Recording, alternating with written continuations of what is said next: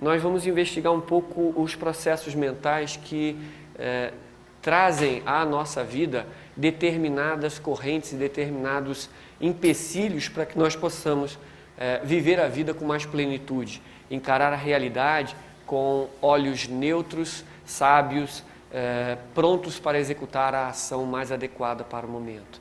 Então, nós vemos na mente humana e vemos na estrutura nossa, da nossa maneira de agir, um padrão parece que já pré-estabelecido.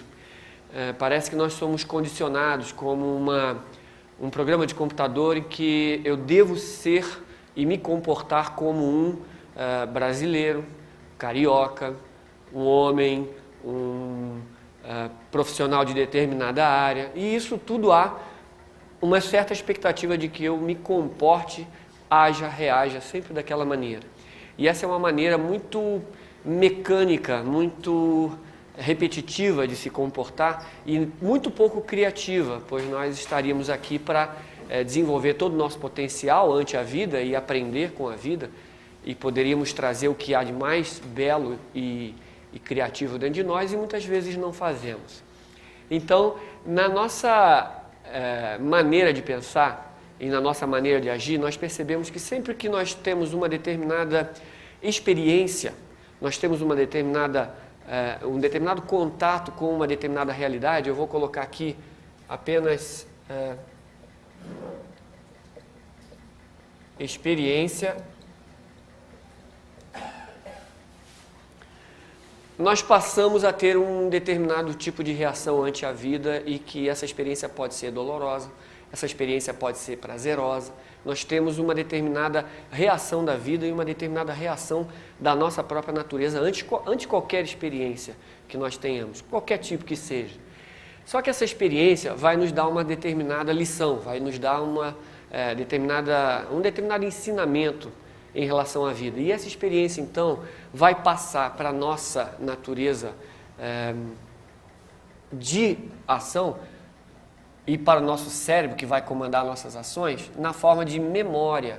Então, eu vou botar aqui a ação, a experiência, aliás, ela vai alimentar a nossa natureza, na nossa natureza cerebral, aquela parte que é a básica da memória e que, com base nessa memória, nós vamos passar a construir o pensar, a dar a base para que dali para frente nós possamos avaliar qualquer realidade.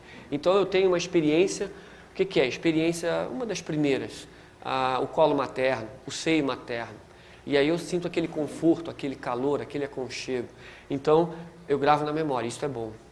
Quero mais. Quando faltar, eu vou abrir o berreiro aqui e vou pedir mais, né? Colo, mais amamentação, mais conforto, e assim vamos.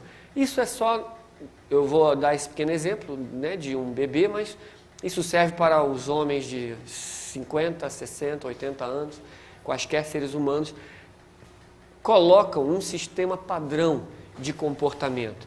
Essa memória, então, como dizíamos, dando base a todo o processo de pensamento, ela vai conduzir o nosso, vai formar o nosso pensamento, e com base nesses pensamentos que temos como estrutura dele as nossas memórias, nós começamos a iniciar a próxima ação. Os pensamentos são a estrutura formal que, de qualquer experiência armazenada na memória, e a memória como base para o pensar, vai propiciar então um certo planejamento, uma certa expectativa ou uma certa reação. O pensamento vai construir então a realidade da minha vida e esse pensamento vai conduzir a ação dali para frente. E essa ação baseada nesse pensamento, ela naturalmente tem como base uma experiência anterior. E esse ciclo de experiência que abastece a memória, de acordo com a experiência, que a memória vai ser a base de nosso pensar, de nosso planejar, de nossa estrutura mental, e esses pensamentos vão conduzir a um determinado tipo de ação, essa ação naturalmente vai incidir ou vai trazer, vai induzir uma experiência subsequente e que tem muita coisa a ver, uma ligada na outra. E esse processo, ele se autoalimenta, ele é um processo retroalimentativo. A nossa ação, ela é sempre condicionada pelo nosso pensamento, pela maneira da gente ver a vida, de nós encararmos as realidades. Nossos pensamentos são embasados na memória. Eu não penso, não raciocino, vamos dizer assim, como um oriental. Eu sou educado aqui nessa região do planeta, em que os valores são uns, bem diferente de lá. Eu raciocino em termos de padrões ocidentais, vamos nos enquadrar como os ocidentais. As divisões são inúmeras, eu vou colocar as mais básicas. E com esse tipo de memória, tendo sido alimentada apenas pela experiência particular que eu tive, nota-se que o ciclo se fecha e a ação, que é só com base nisso, vai refletir e induzir uma experiência do mesmo modelo. Eu gostaria de salientar que esse processo mental e esse processo de raciocínio e de comportamento nosso humano, ele é muito natural, ele é muito, de certa maneira, saudável, quando ele é colocado dentro do seu contexto específico. E eu queria dizer que o contexto específico desse padrão de ação é o contexto da memória, vamos chamar de técnica, vamos chamar de objetiva. O que é uma memória técnica? Como eu chego na minha casa? Qual é o meu endereço? Qual é o meu nome? Qual é o número do meu telefone? Então eu tive uma experiência, peguei um telefone, guardei o número na memória. Então, a próxima vez, eu digo, bom, eu tenho que pensar como é que era o número de telefone mesmo que eu tinha, aí eu vou agir, na hora de eu ligar, eu vou ligar para o ciclo se fechar e dizer, estou ligando para a minha casa, para o meu telefone. Isso é básico, ninguém desconfia de algo diferente desse padrão para esse campo específico. E é aí que é o grande drama e o grande problema da humanidade. Enquanto a nossa memória, nossos pensamentos estiverem sendo conduzidos, levados para o aspecto objetivo, prático das coisas, para o aspecto técnico das coisas, como é que eu filmo, uso uma câmera de filmar, como é que eu dirijo um carro, tudo isso é o aprendizado que está na memória e nós vamos utilizar o nosso mecanismo mental no seu campo específico de ação. E ele é muito útil ali. O problema é que nós, seres humanos, transportamos esse mecanismo todo de pensamento para o reino psicológico, para o reino das relações humanas. Então, veja bem o que pode vir a acontecer. Eu tenho uma experiência. Chegando em casa, meu vizinho estava com o carro dele estacionado na minha porta.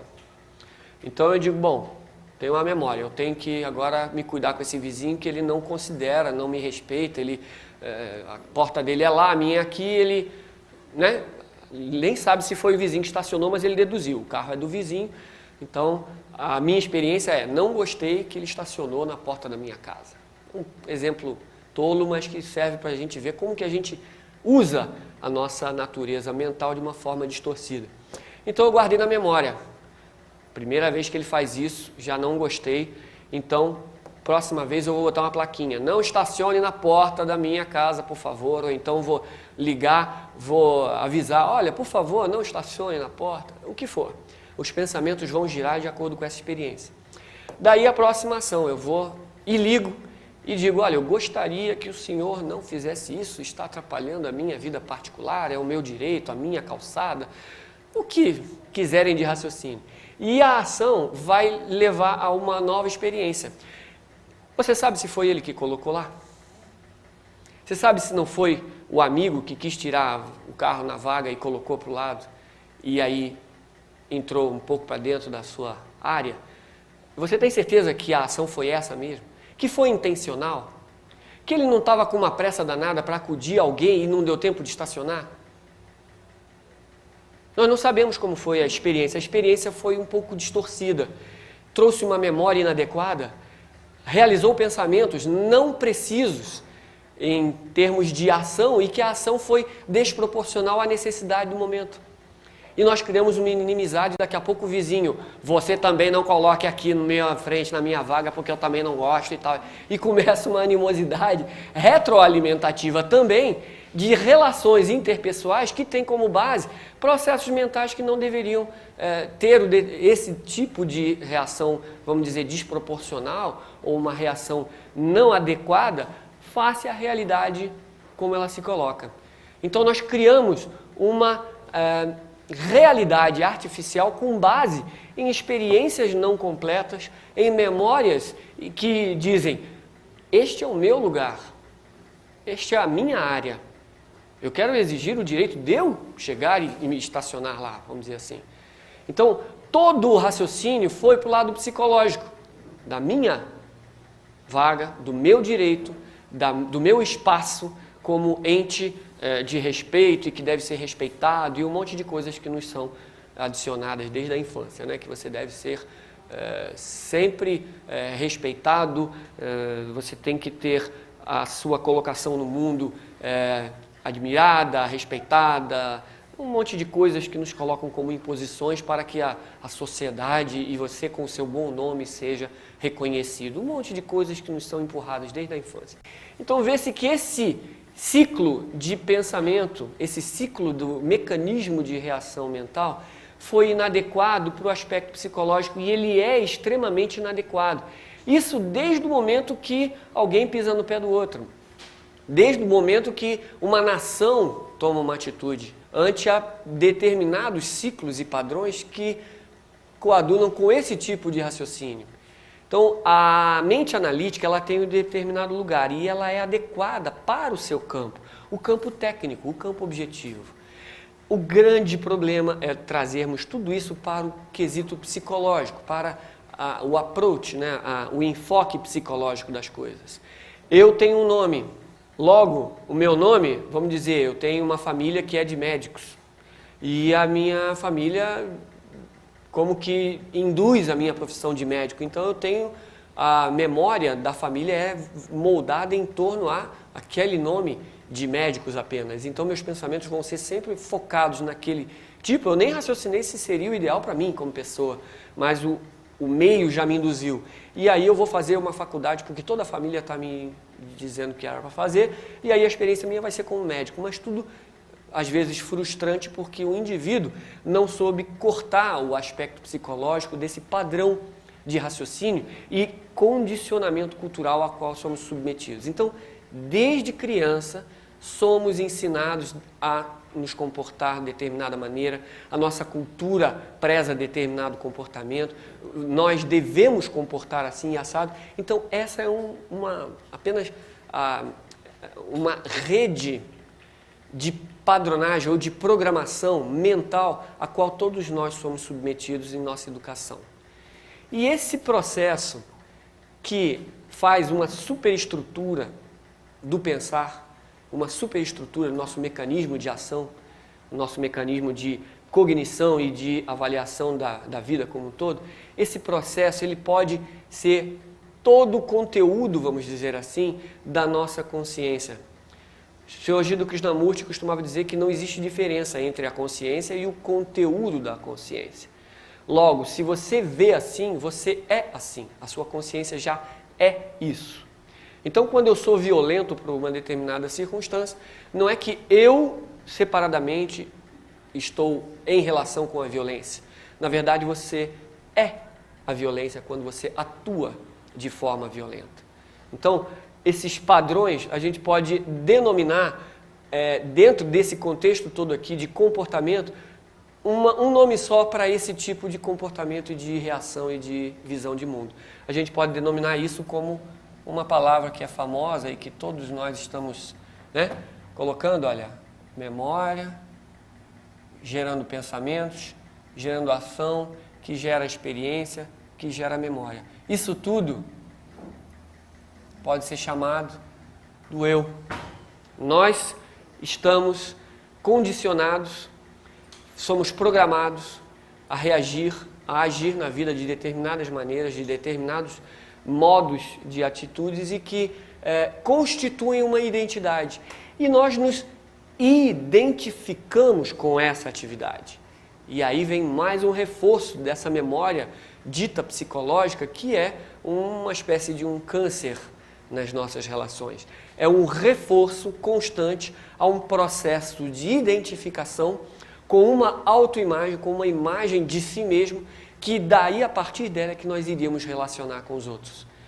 Então, esse centro de relações, esse centro analítico, esse centro é que iria passar a reagir e a relacionar com o mundo, mas de uma forma a separar-se do mundo que ele se relaciona.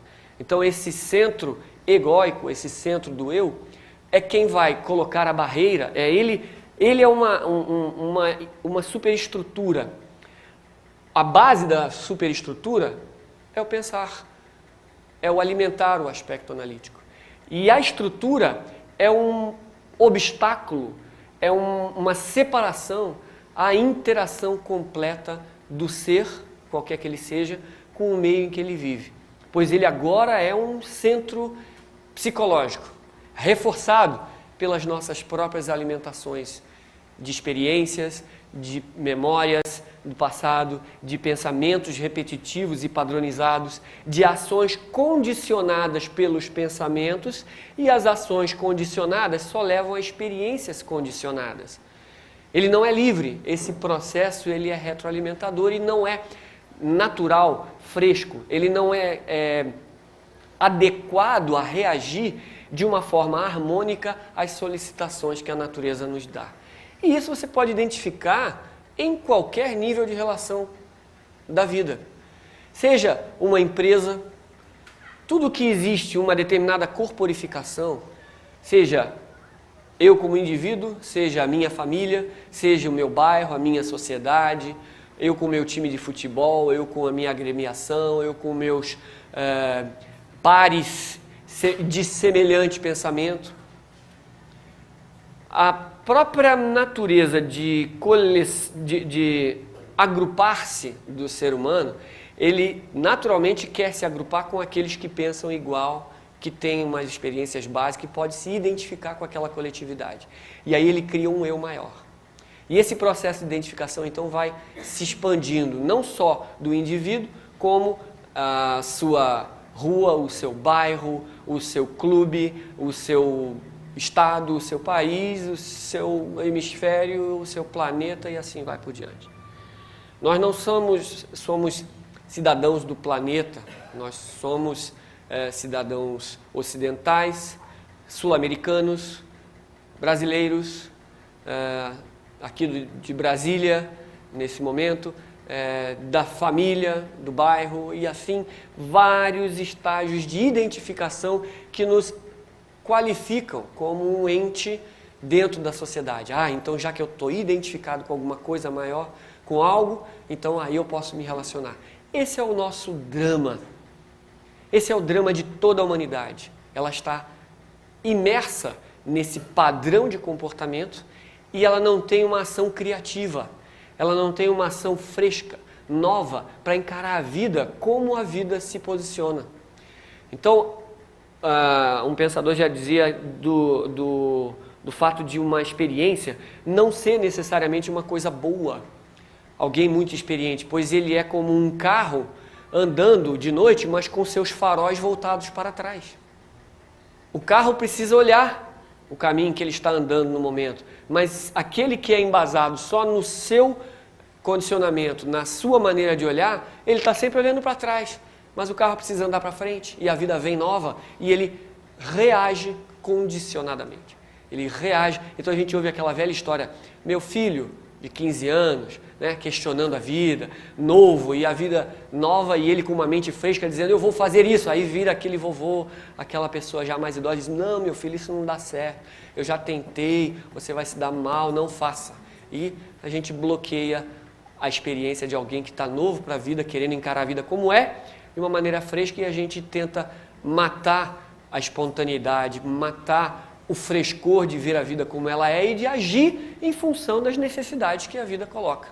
Então, esse raciocínio, essa maneira viciada, condicionada de ver a vida, nos impede de ver a vida como ela é, nos impede de nos relacionar com os semelhantes como eles são, pois eles são constantes, eles são vivos e se transformam com a vida. E nós vemos, às vezes, o nosso cônjuge, ou a nossa mãe, ou o nosso pai, como a gente via há 5, 10 anos atrás. E a pessoa já mudou. E a vida já mudou, as circunstâncias já mudaram, mas a maneira de eu enxergá-la continua a mesma e nós continuamos no mesmo padrão de relação. E não é fresco, é conturbado, é condicionado, logo é inadequado, logo só traz sofrimento, só traz dor. E aí eu queria perguntar alguma coisa aqui. Dentro desse padrão existe uma associação que esse pensador, o Sr. Jiddu Krishnamurti, colocava na relação com a vida. Isso tudo aqui, experiência, memória, pensamento e ação, elas, se dentro desse padrão, elas são tempo por excelência. Como é que ele quer dizer com isso? A memória é tempo, é bagagem temporal, é bagagem de uma experiência do passado. A memória que gera pensamento, com base nela só, é também do passado, pois o pensamento não é novo, não é fresco.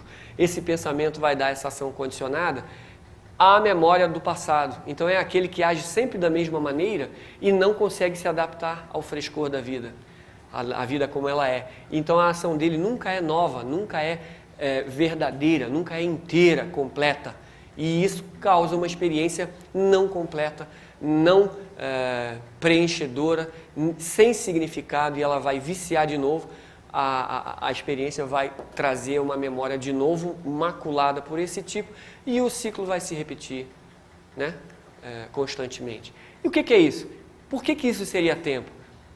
É a estrutura do tempo usando... o tempo seria um movimento, aliás, a memória e o pensamento seria um movimento do próprio tempo. Quando é que eu ajo egoisticamente? Vamos ver se a gente já pode ter uma imagem aqui. Essa aqui seria a linha do tempo. Então, passado, um futuro. E quando é que eu ajo egoisticamente? Não é quando eu tenho interesse de ganho no futuro? Então, a minha noção, a minha estrutura vai agir sempre no tempo com a intenção de algum benefício no futuro para esse núcleo. Ele quer ter prazer, ele quer ser feliz, ele quer ser bem-sucedido, ele vai lutar contra o mundo, mas ele só age em função de um resultado no futuro. Logo, ele está se inserindo no tempo. Uma pessoa que age por agradecimento ou por determinadas condições do passado, não, eu vou fazer essa coisa boa para o meu amigo porque ele me fez algo no passado. Então eu vou justificar as minhas ações com coisas que aconteceram no passado. Então, olha, meu amigo me ajudou aqui, então ele é meu amigo, logo eu vou ajudá-lo aqui agora. Então, com justificativa no passado, eu ajo. E com justificativa no futuro, de expectativa de ganho no futuro, eu ajo. Isso é a ação egoísta. Isso é a ação desse mecanismo de percepção centrada no tempo. Então eu só ajo com justificativa no passado e só ajo com expectativa de ganho no futuro.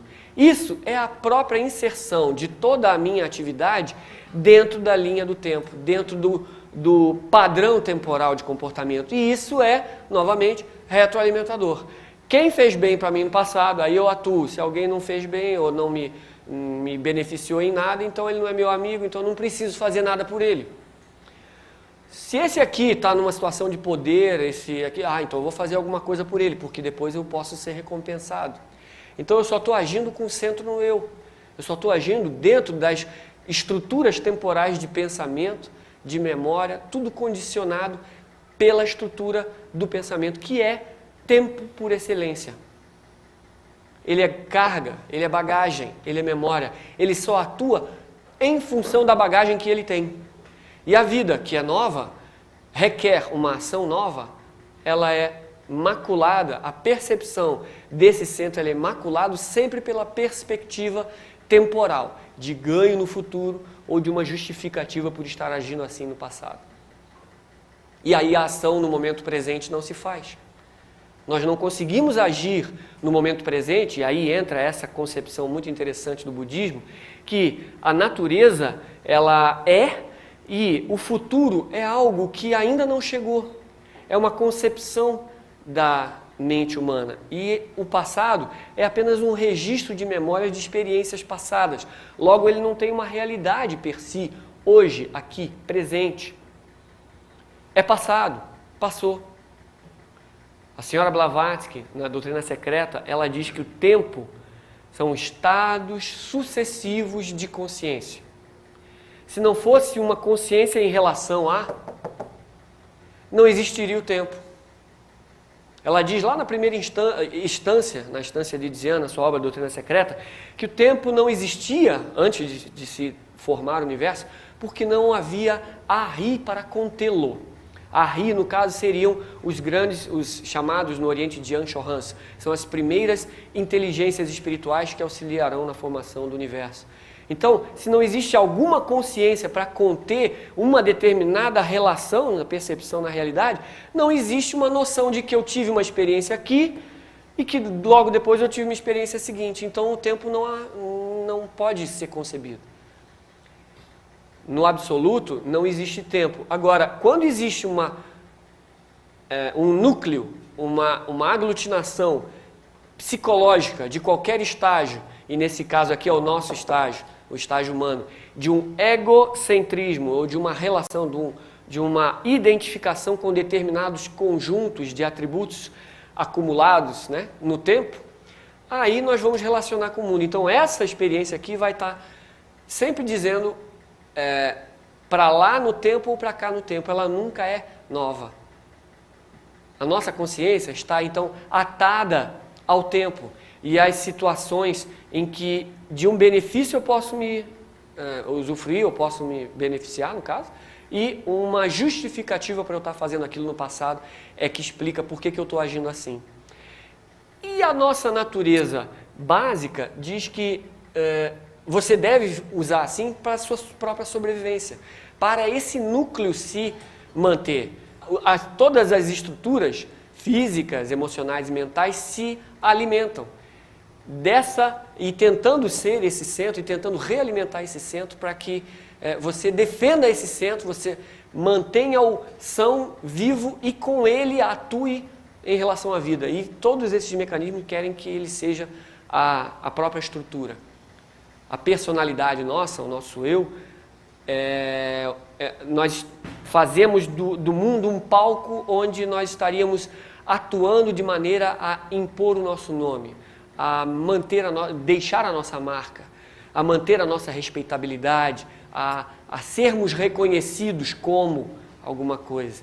Então você vê, esse mecanismo temporal que é o pensamento condiciona a nossa vida. E nós poderíamos ser frescos se, em qualquer medida, nós colocássemos a não temporalidade na nossa ação. E isso modificaria por completo a atuação desse centro em relação à vida. Como é que a gente pode ver isso? Nós parecemos que estamos num beco sem saída, né? Nós estamos sempre então condicionados. Nós não temos meio de sair desse mecanismo. Aí a gente volta a atenção para as antigas tradições da humanidade e em todas elas nós vemos a ode, a exortação, à bondade, ao amor, à compaixão, à tolerância, à paciência. Ora, mas é muita coincidência, todas elas falam a mesma coisa. O que é a bondade? Será que eu, sendo bom, eu só vou fazer alguma coisa para alguém se ele já me fez algo de bom no passado? Não há uma justificativa para eu fazer um bem. Se eu sou bom, não tem um porquê, senão eu estaria apenas fazendo negócio. Ele me fez um bem, eu faço um bem de volta. Tá pago, acabou, morreu. Isso é um negócio, isso é ação interesseira. Mas se eu for bom, eu faço um bem porque o bem foi necessário naquele momento. A quem você fez? Não sei, eu não conheço. Eu simplesmente agi porque a vida assim me pediu. Ah, então você fez um ato bom.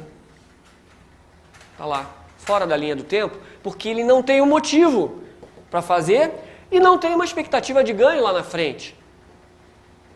ele eximiu-se da qualidade temporal. Então ele tocou uma outra dimensão. Ele tocou a faixa da eternidade. Se eu sou compassivo, eu só vou ser compassivo com quem é compassivo comigo? Eu só vou ser compassivo se eu ganhar alguma coisa depois? Se eu vou amar, se eu amo a minha esposa, meus filhos, eu só vou amar se eles forem obedientes, ou se a minha esposa for assim, assado, como eu espero que ela seja.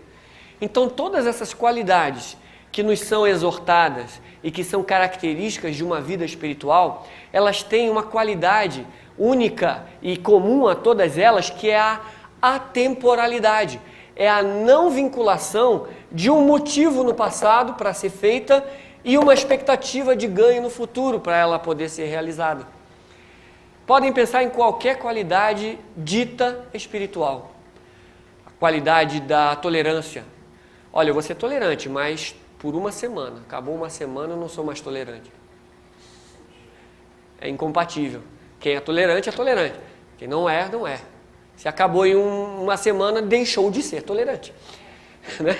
Então, tolerância, compaixão, amor, bondade, e podem enumerar todas essas qualidades que boas, vamos dizer, boas, ou que estimuladas pelos grandes instrutores espirituais, elas têm essa qualidade em comum. Logo, nós podemos perceber que o aspecto temporal da maneira apenas mental de se relacionar é limitante em relação à vida. E o toque da eternidade existe quando nós podemos agir sem a expectativa de ganho e sem uma justificativa no passado. Há uma palavra em sânscrito que quer dizer, ela é chamada Nishkama Karma. Karma é ação. Kama seria a sensação, o gozo de, o benefício, o usufruto de. E Nish seria negativo.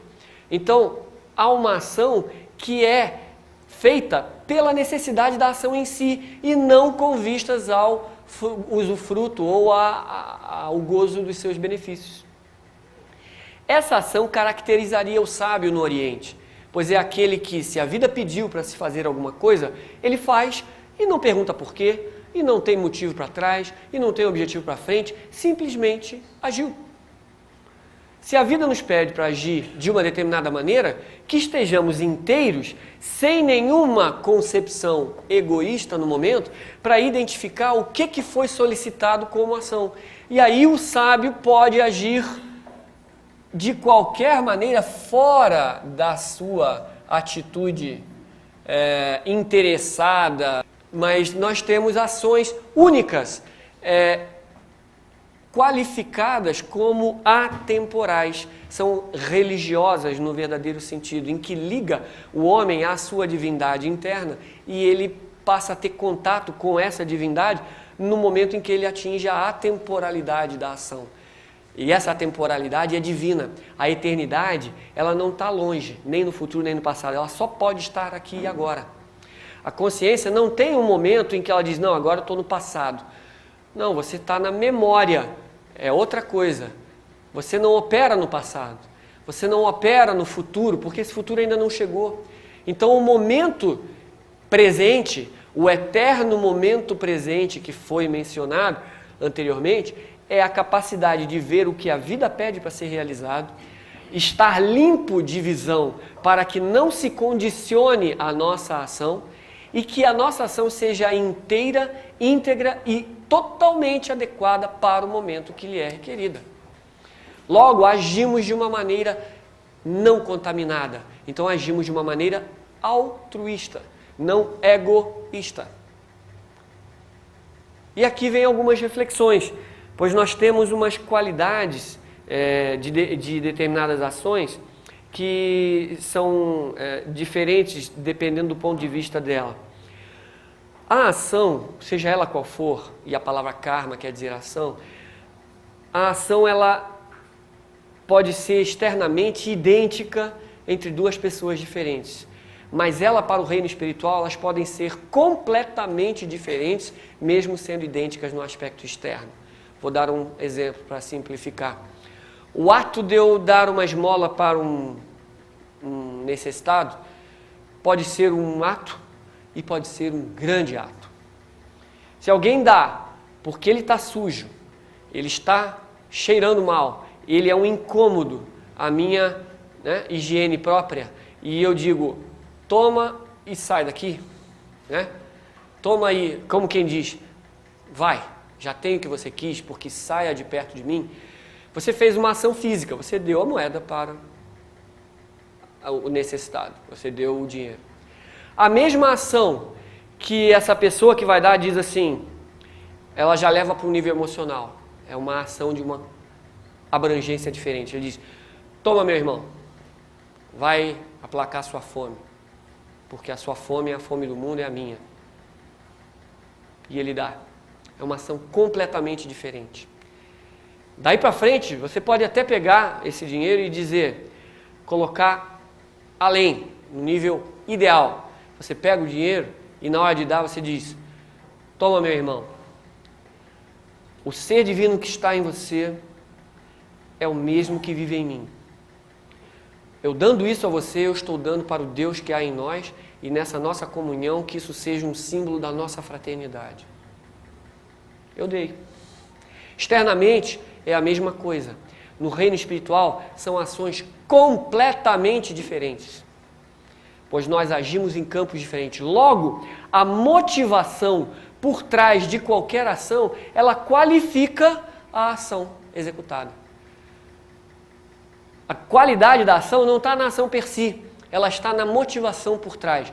E mais uma vez, qual será a qualidade de uma ação? Quando eu estou agindo de maneira egoísta, eu estou vinculando a qualidade temporal. Eu estou criando karma. O que é o karma? Não é você gerar uma causa aqui e lá mais adiante, na linha do tempo, no futuro, você gerar um efeito? Você não gerar uma consequência? Isso é karma. Logo, a ação egocentrada é uma ação que cria karma, que cria a necessidade de um retorno dessa experiência. E ela vai naturalmente vincular a minha natureza ao tempo, porque o efeito vai vir no futuro. E aquele que atua com base em Nishkama Karma, ou seja, com base na ação por ela mesma, sem buscar o benefício. Ele age fora da linha do tempo, logo, ele não está vinculando mais experiência para o futuro.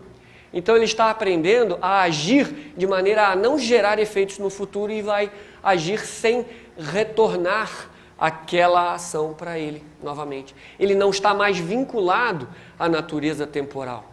Logo, o pensamento nós podemos colocar, se eu atuo nesse padrão de pensamento, eu atuo no campo do tempo.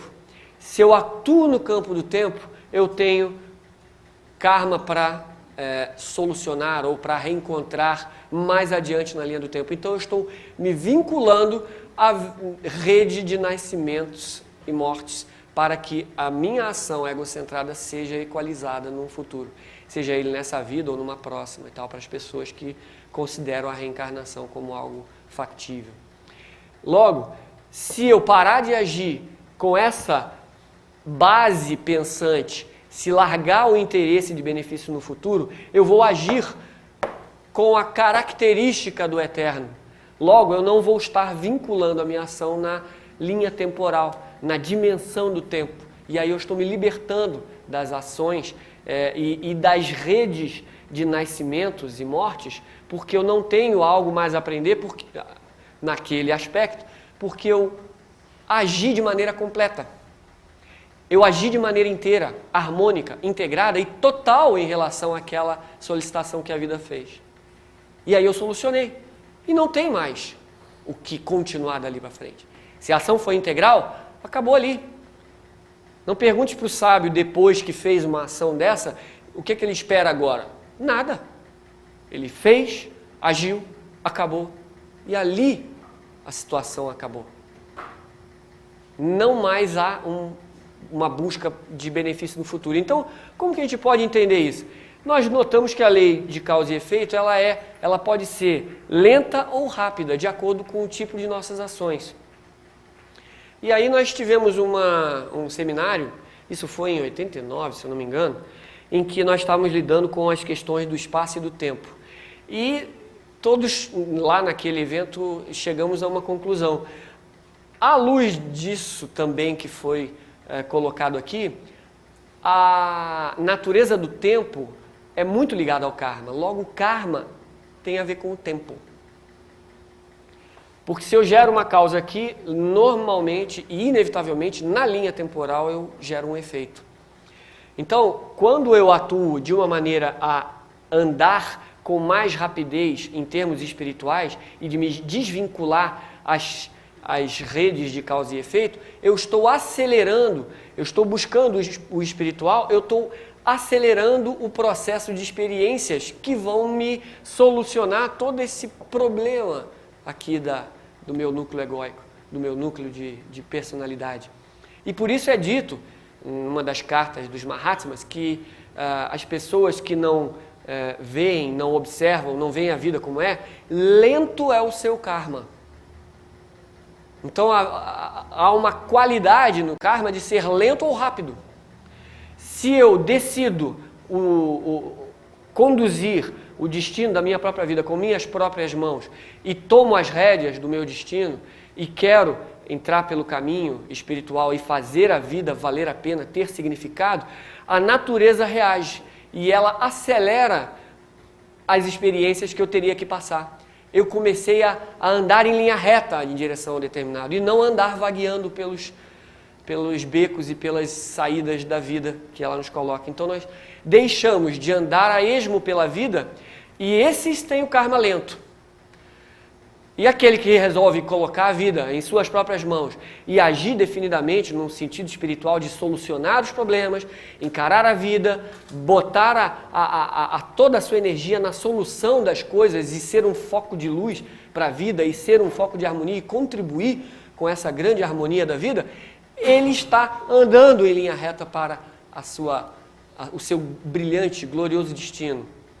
E vai estar não mais perdido pelas ruelas da vida, pelas divergências da vida, e vai estar acelerando, vamos dizer assim, o seu karma. Ele vai estar tendo mais experiências em termos mais rápidos. Logo, nós podemos antecipar e, em vez de andar em curvas, andar em linha reta e tomar logo as experiências que a vida tem que nos dar para equalizarmos as causas e seus efeitos e estarmos mais livres, leves, lúcidos, aptos a olhar a vida como ela é, estar onde se está, agir como a vida pede e podermos sermos não apenas eficazes nas nossas ações, mas trazer o aroma, o sabor, o significado de uma vida em que não mais é autocentrada. Ela não mais é baseada nesse contexto autoalimentativo de uma centralização da vida. A vida não é centrada. Nós podemos decidir fazer de nossa natureza um foco de conflito dentro do palco da vida, e é isso que as pessoas agindo egocentradamente fazem. Elas criam naturalmente oposição, criam naturalmente conflito onde elas estão, pois tudo vai gerar em função dela, tudo vai ser relação em função dela. E aí a gente vê aquelas pessoas que querem ser sempre o centro do mundo e que tudo fazem contra ela ou a favor dela e elas são o centro do mundo. Isso é a visão egocentrada. É uma visão calcada na linha temporal, calcada no tempo. Se é calcada no tempo, ela é uma ação, ela é uma maneira de se viver que cria karma.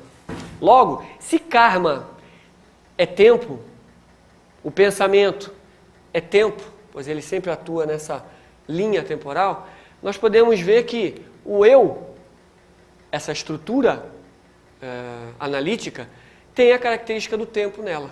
E logo, o eu é karma. Então vamos botar logo aqui, né? Se eu é estruturado no tempo é estruturado na memória, na bagagem, ele finca a sua consciência na linha temporal, ele é igual ao tempo. Vamos botar aqui para o lado. Eu é tempo. Se o tempo, ele é essa característica de uma ação que no momento ele está causando e no seguinte ele vai obter o efeito da sua ação, o tempo vai ser igual a karma. Ou o karma vai ser igual ao tempo.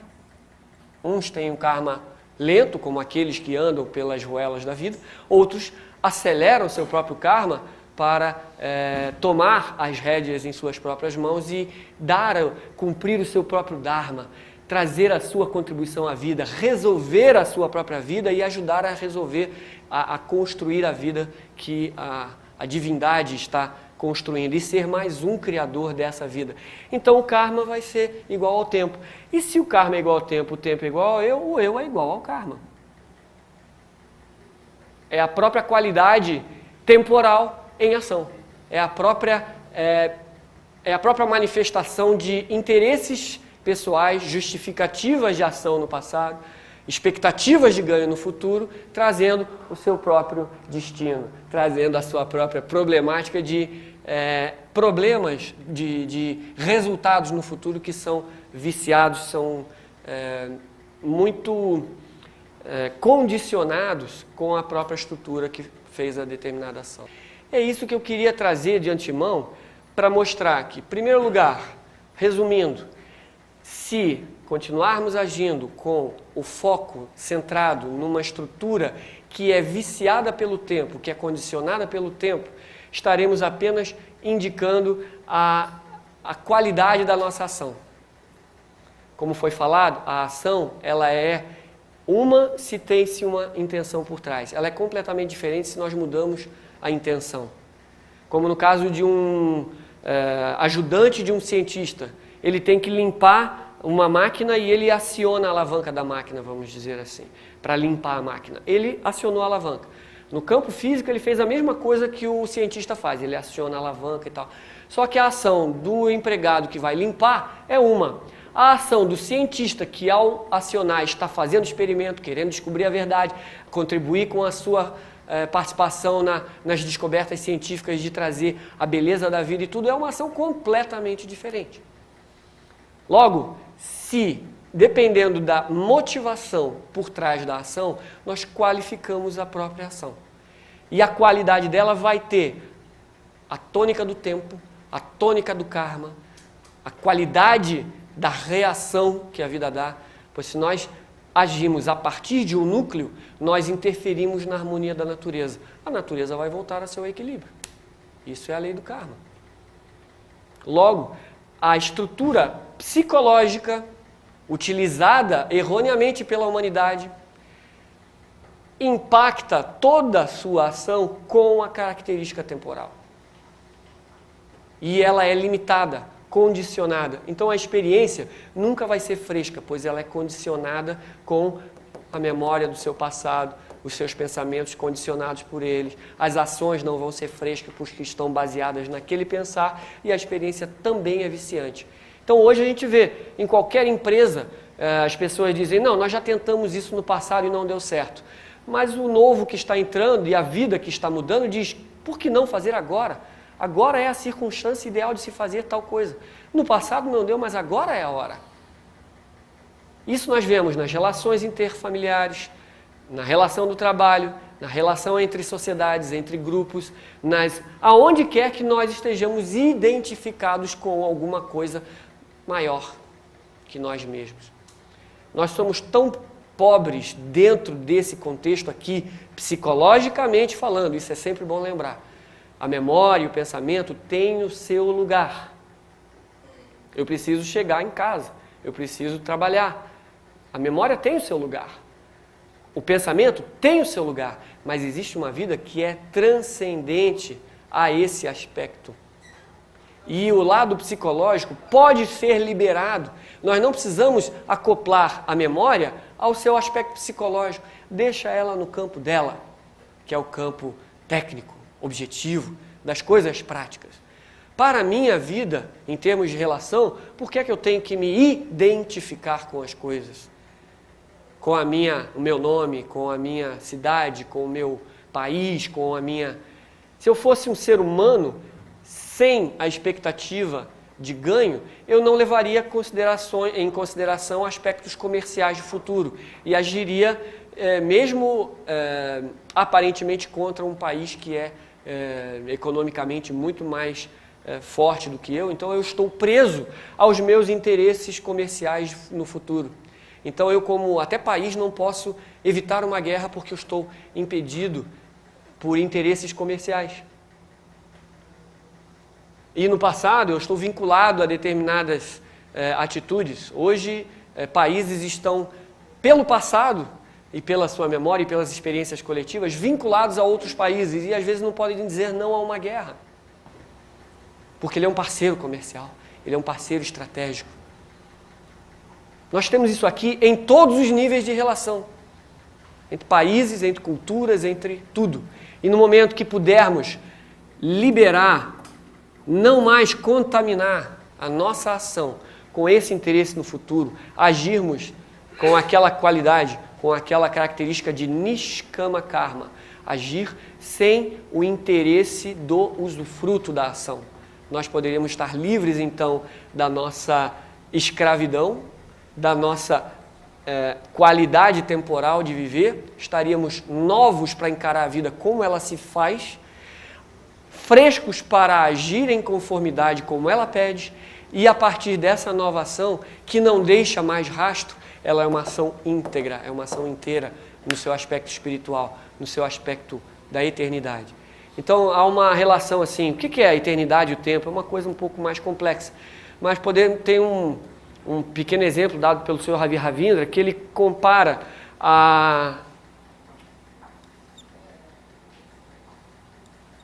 o aspecto temporal, nós podemos identificar como um quadrado, tá?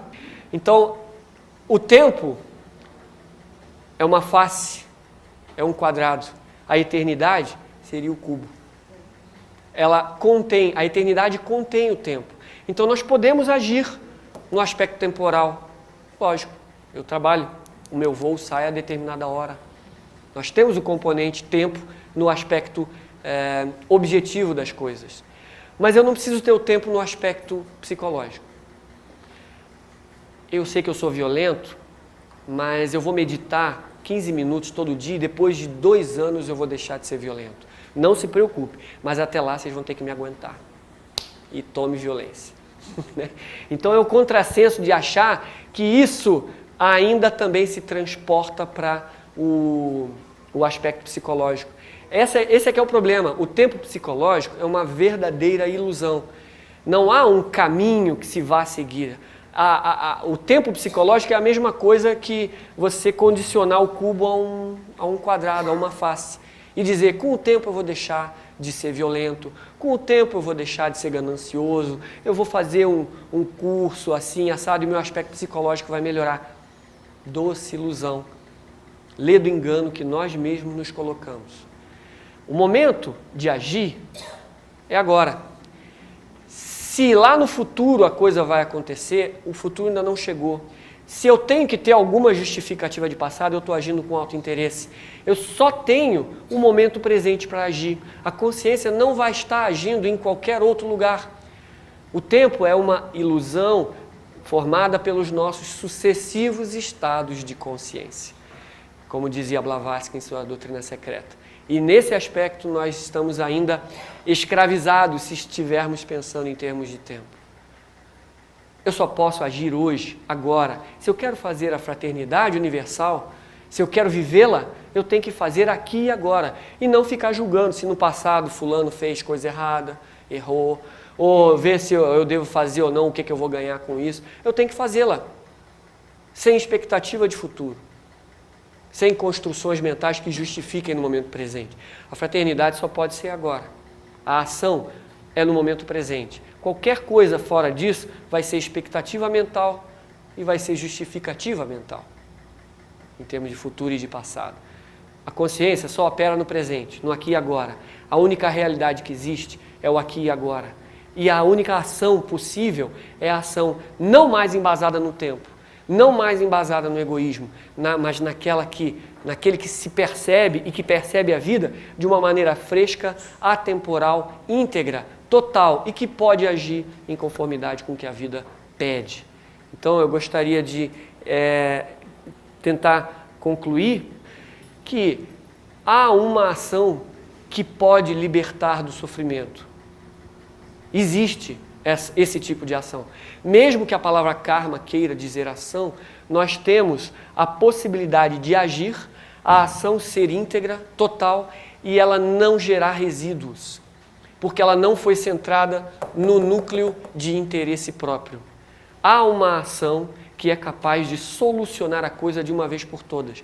E há a possibilidade de, na vida, termos uma coisa chamada bem-aventurança, ter uma coisa chamada felicidade, ter uma coisa chamada ananda em sânscrito, que é o prazer de fazer aquilo que deve ser feito, no momento que deve ser feito, de ter a inteireza espiritual, de agir conforme a vida pede para que nós hajamos. E essa ação não deixa rastro, ela não deixa resíduo, e nós podemos ser total ante a vida, e a vida vai mudar totalmente a sua qualidade.